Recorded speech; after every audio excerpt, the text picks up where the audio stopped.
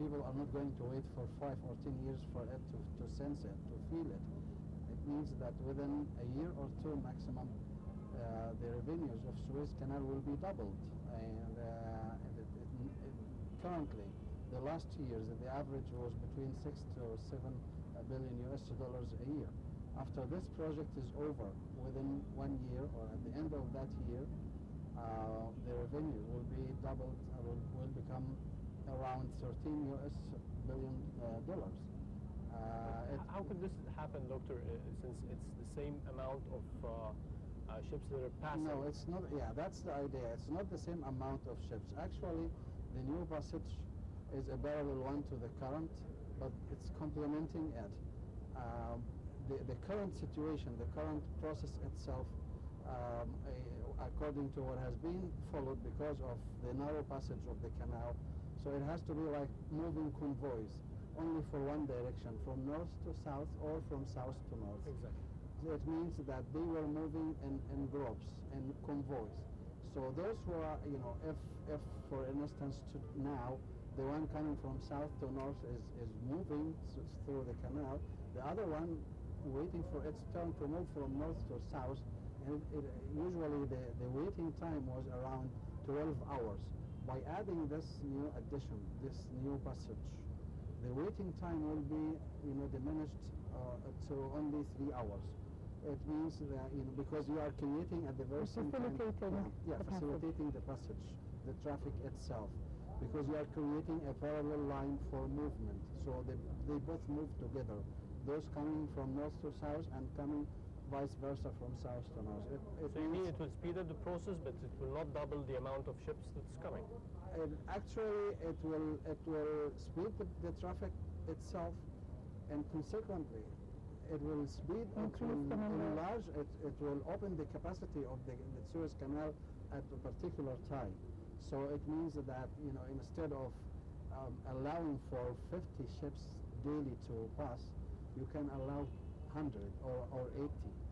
So this is going to be very good.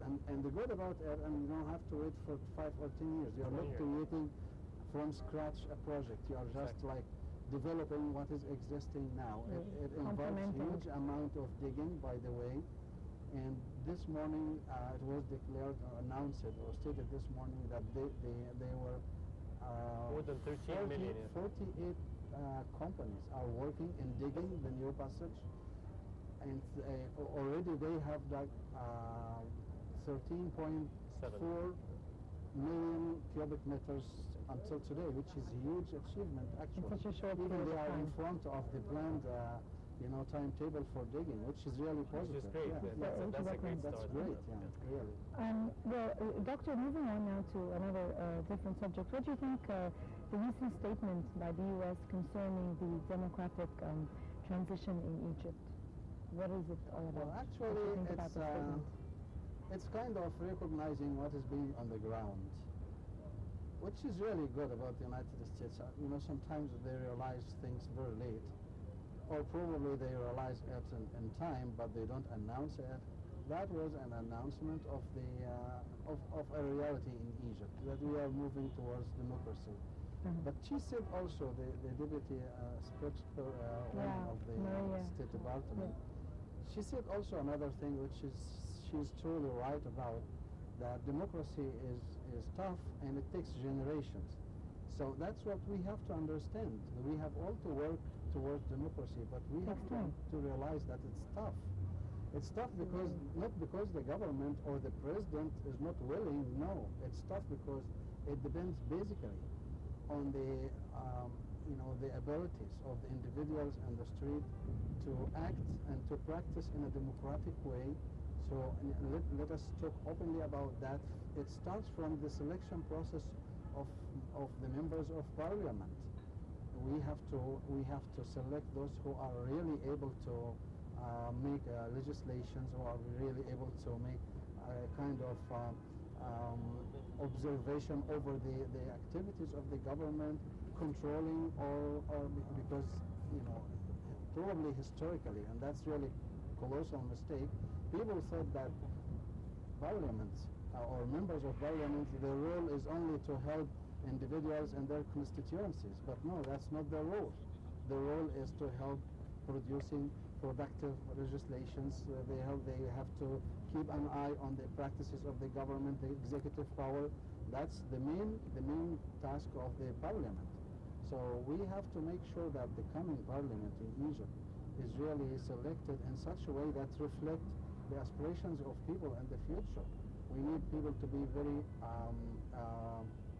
educated, very cultured in terms of how to participate positively in creating laws and stating laws. This is really one of the most important steps to be coming in the coming months after the election of the parliament.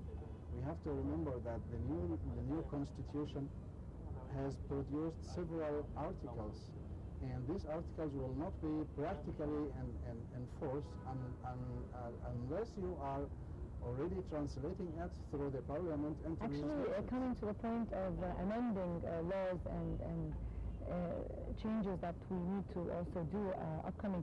Do you actually see that Egypt is in the need for some legislative changes?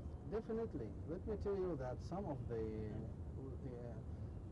still applicable laws today, the existing laws, goes back in history to hundreds of years. We have like articles on terrorism in the penal code and the controversial protest law. 1943, 1937, various different kinds of laws. That sort of legacies in terms of legislation. We have to make this kind of redefining our interest through producing new legislations in light of the new constitution, and that's a huge task.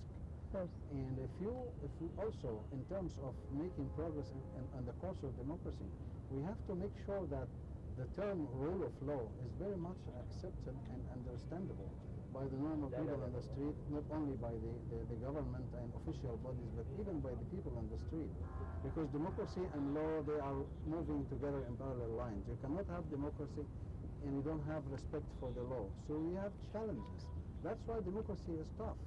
You move, very slowly forward, positively forward, but you need to understand that it's not that the thing that can be done within 1 year or 2 years. It could take generations, because as I said at the beginning, it depends on the awareness of the people themselves, not the cultural layer, not the elite layer. I'm talking about the average people who cannot be influenced through their choices, who can sometimes be easily,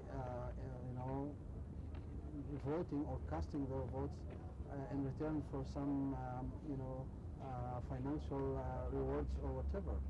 Now we have to say it openly.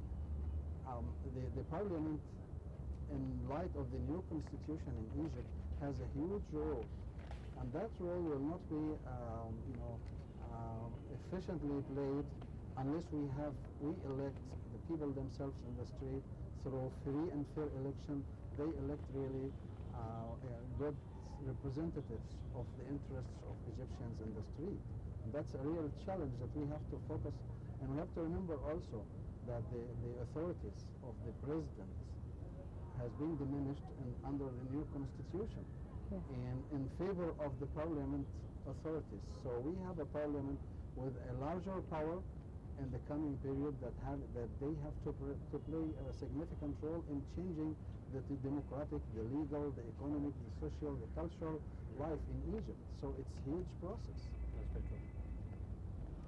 Well, we'd like to thank you very much, Dr. Ibrahim Ghazawi, professor in Cairo University of Political Science. Thank you very much for joining us today and for this vast sort of analysis of the different topics that have been going on during the past week. Thank you very much. And we'll move on. We have a report at the moment that we'll be moving on, that we hope you enjoy. Let's go and see the report.